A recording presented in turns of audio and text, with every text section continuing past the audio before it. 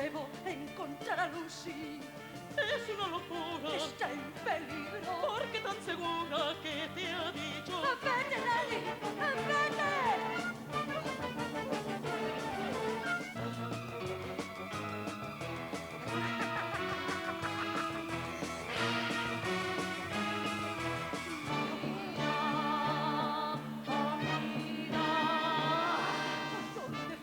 ¿Dónde estabas?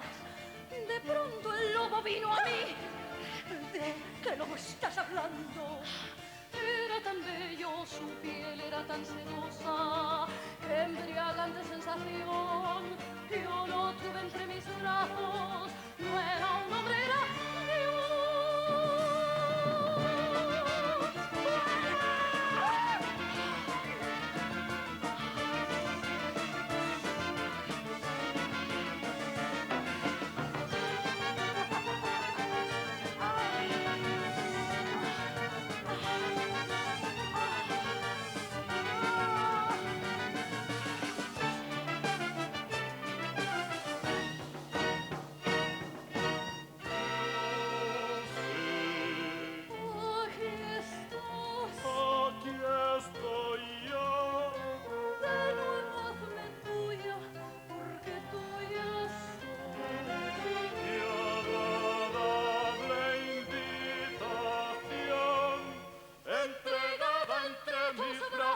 Muerta en vida, mi esclava será.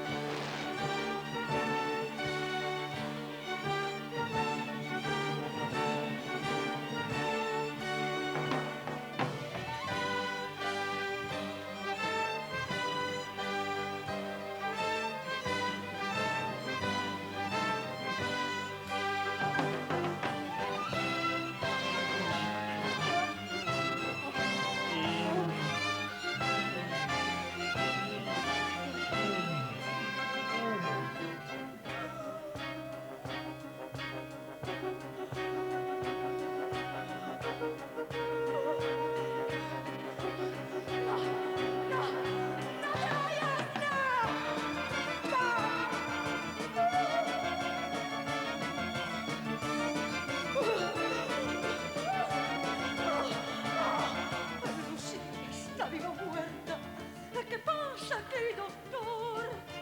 Déjame ver, por Dios. Lucy. Lucy ha sido atacada.